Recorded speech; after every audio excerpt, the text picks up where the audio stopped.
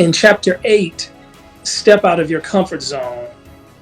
You just hit us. You smacked us coming out of the gate. I mean, you pulled no punches again. I think one of my favorite quotes that you highlight: "There is nothing worse than to be tied to somebody who is giving you what you used to need." By Bishop Jakes. I thought that was just brilliant. And then the follow up to that: don't make it a habit to choose what feels good over what's actually good for you. And there's more there too, that, a lot of solid things. But why did you start out like that? Yeah, so I'm a teacher by nature.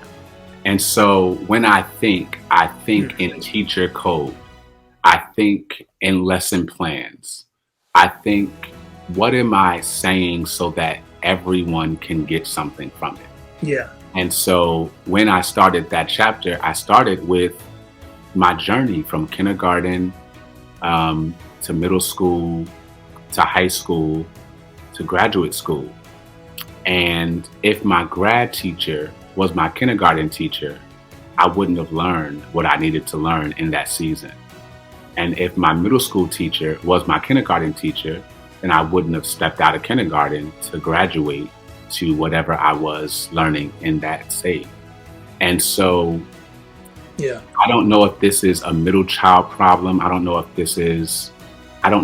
problem it is. I know it's my problem. Let me say it that way.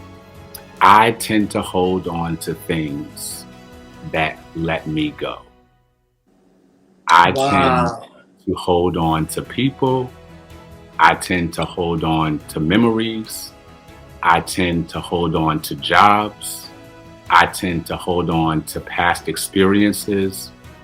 God has to kick me out for me to go into the next season, because I love to hold on to what hasn't held on to me.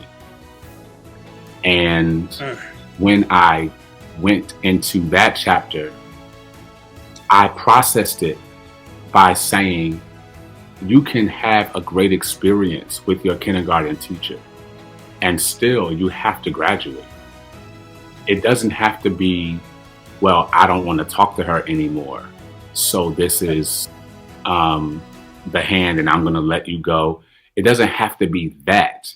You can appreciate what you left without discarding it, and you can move on right where you are. And particularly, like, if you are an educator, if you are a teacher, if you are a professor, if you are a secretary of a school board, if you see students this year that you will not see next year, you have to learn how to let people go. You have to learn how to hold on to them while they're there and let them go to their next when they leave you. If you do your job right, then you are always a revolving door. Yeah. You are always a revolving door. And so it makes me sad, it makes me mad, but still I have to let them go so that I can grow. That's right. It's not even for them, it's for me, so that I can get into this season with my eyes wide open and prepare for everything that God has for me in this season. So the Good. TG Jakes thing, it was painful to hear, but it was medicine for my soul, because often we are nostalgically connected to something that isn't feeding us now. Even if it's a church, even if it's a corporation, even if it's a person.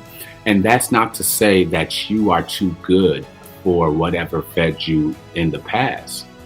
But as you grow, there are just some things that don't grow with you.